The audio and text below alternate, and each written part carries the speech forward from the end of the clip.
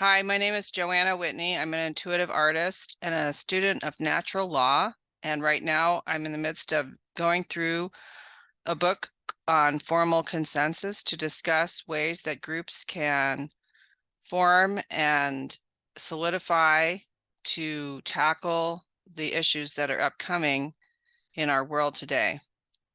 And I'm just taking a moment away from the document to discuss using social media, because I have recently discovered that social media is dividing us. And I'm sure people know this already, but I just experienced it recently with a group that I'm involved with.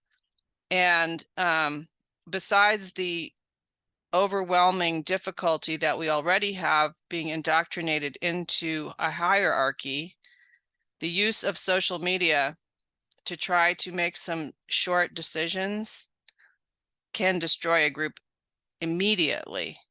Whereas if we get together face to face, eyeball to eyeball and heart to heart in a restaurant or a coffee shop or at someone's house to discuss our plans, we are dealing with the fifth element of ether, which is blocked by digital technology. I believe that healers can send healing energy through the ether, but when we try to work together digitally, either on Zoom or in a text chat like Signal or Telegram to try to work out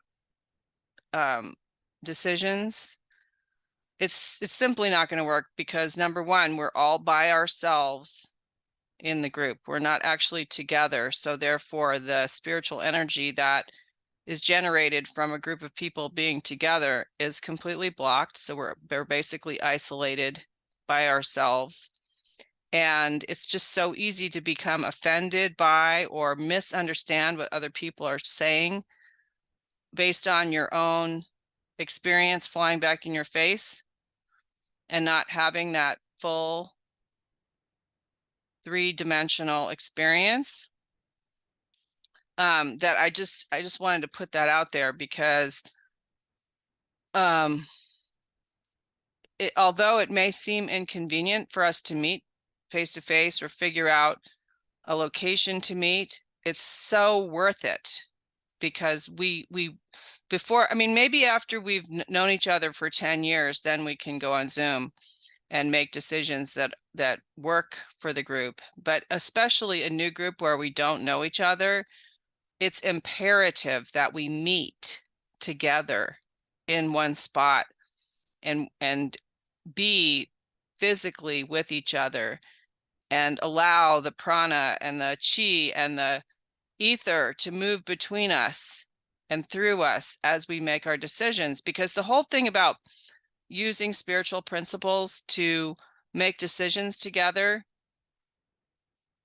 that allows the spirit of nature to be there. And that spirit is what ends up bringing through our intuition the answers that we're seeking for the highest good of all concerned. And if it's just us on social media, what I find is that it's just totally blocked, and we just don't have that experience or that access. And I'll just tell one story where I was involved with a group of people completely on Zoom for about 8 months. And then we all met at a campground, mutually decided by the founders of the community. And when I met the people, I was shocked by who they really are. I had absolutely no idea who they really were. And I just couldn't believe how easy it is to hide the truth about ourselves, possibly not intentionally at all, but completely hide who we really are on this electronic platform. So as it turned out, we didn't get along at all. We couldn't mingle. We just it was like we were strangers. We were very close when we were on Zoom for 8 months, but then when we met each other, we were like strangers. And so that really taught me a valuable lesson, and just the most recent valuable lesson where we attempted to plan an event together, first on a text message that excluded one person, and then we switched to a Signal chat, and it immediately went into the hierarchy, and where one person thought they were in charge of the group, and then people were basically polarized into silence or trying to manage the situation, and some just aren't participating at all. So I just want to put that out there. I also think it's probably not that great. I mean, I think for myself, like being in a group and then just posting FUD porn, fear, uncertainty, and doubt pornography on that channel with people that I meet with once a month is not healthy at all, really. I personally have tried to quit commenting. You know, I used to jab at people. I used to enjoy, you know, just sounding good in the moment and putting people down or whatever. I really try not to do that anymore.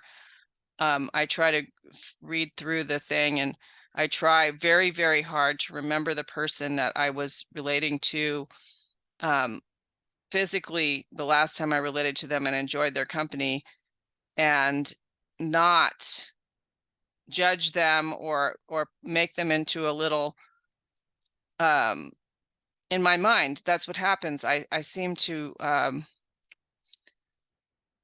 just be prejudiced by things that I interpret on social media. So I just wanted to put that out there because I think it's extremely important with regards to formal consensus. Like, there's absolutely no way formal consensus is going to be done on social media. It's got to be done face to face. And some of these things that we think of as tools like Signal and Telegram, I think that they may never be real tools. Like, they may be tools just to keep us occupied and, you know, maybe up on the news or whatever, or announcing our events. But for really getting to know one another and getting close with one another and working together, I think maybe they were really created by the globalists to keep us divided.